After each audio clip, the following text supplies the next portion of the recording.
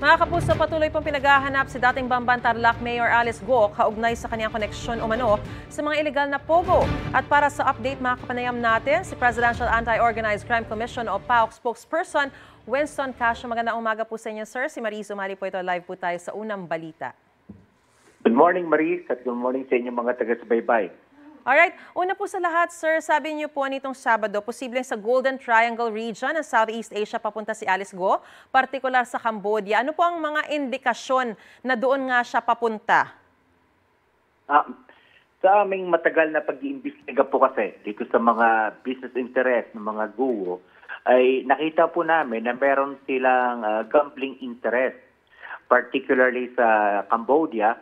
Kaya ang pinangangambahan namin ay baka doon po siya papunta. So, that's one of the biggest leads na nakukuha po namin kasi we're fairly confident na hindi po ito papasok ng mainland China sapagkat meron na tayo naging pakikipag-ugnayan sa authorities ng bansang iyon and they're interested to investigate her also. Gawa ng illegal nga po ang gambling doon sa bansang yun. So, makakagalaw pa po ba siya ng malaya kahit nakatimbre na siya sa mga otoridad sa ibang bansa?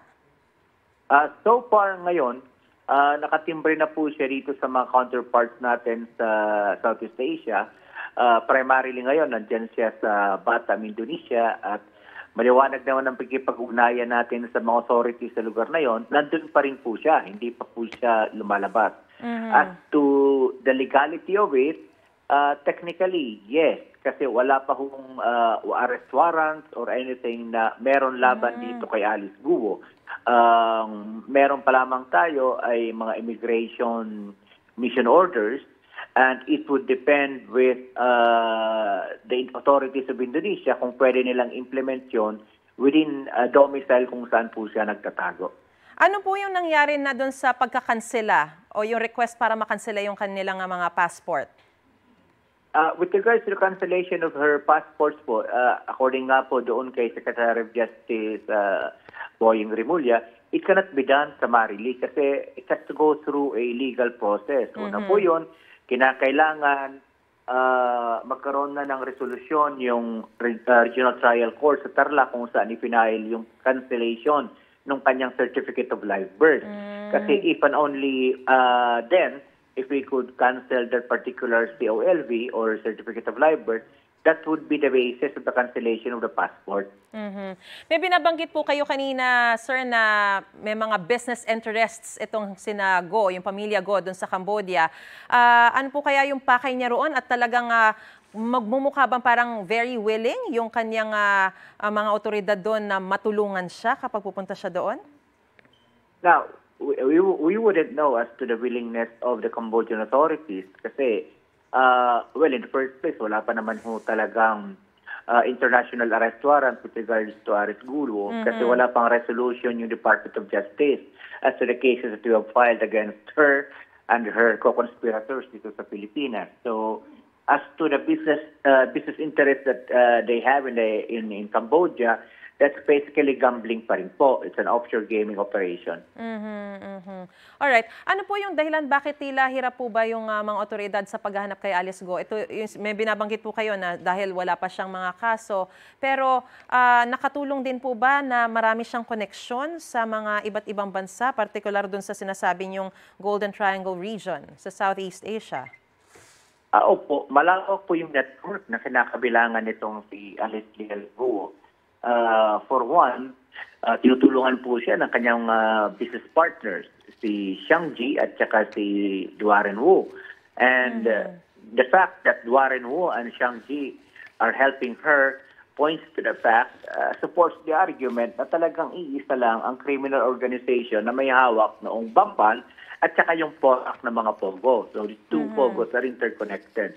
Now, second, may mga tulong rin kasi sila matatanggap sa iba pa mga criminal organizations. Alam naman ang lahat na yung triad ay meron ding business interest dito sa mga Pogo na kinabibilangan netong grupo ng mga guwo. Now, third, because of the network that she has been able to develop together with her family and her cohorts dito sa Pilipinas in the past 5 to 7 years, she's already developed a good number of friends, network connections among private individuals and maybe possibly among public officials also. So this may be causing some problems for us. Kaya nga po, ang Pangulo ay naglabas na ng pahayag na kinakailangan magkaroon ng thorough investigation as to the possible complicity of other individuals doon sa kanyang pagtakas. Sino po, anong ahensyang nakikita ninyong tumulong kay Go para makalabas siya gamit yung mga backdoor exits or channels? Now, that would be unfair to provide some conjectures at this point, given that there are no solid evidence, no, as to who are the individuals who help her or sino yung mga ahensya na tumulong sa kanya kung meron man. Pero so, definitely may tumulong.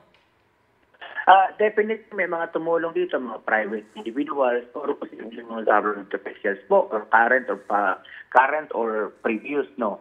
So kasi napakalawak po napaka-complicated po nung kanyang ginawang pagtakas. Obviously hindi po siya nakatakas gamit the immigration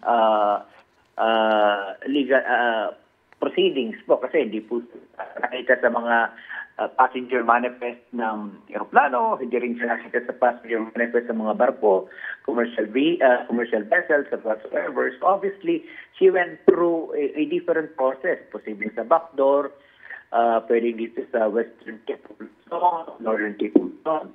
And that can only be precipitated, made possible by people who have access to government mechanisms po. Pero sir, ito pong mga tumulong na ito ay subject din ng inyong investigasyon at kasama rin po ba sila sa mga kakasuhan nyo kung sakasakali? Kung sakasakali po na maging solid ang ebidensya laban sa mga taong nakita po namin, makakasuhan po yun, siyempre. Pero at this point, bagamat yung mga leads kami, may mga literato kami ng mga taong posibleng tumulong sa kanya, this remains conjectures at this point until mabuo po yung solid na evidence laban sa kanila. Alright. Maraming salamat po, PAOK spokesperson Winston Casio, sa inyo pong panahon. Magandang umaga po sa inyo. Thank you, Marie. Mga kapuso, para una ka sa mga balita, mag-subscribe sa GMA Integrated News sa YouTube. Sa mga kapuso abroad, subaybayan niyo po kami sa GMA Pinoy TV at sa www.gmanews.tv.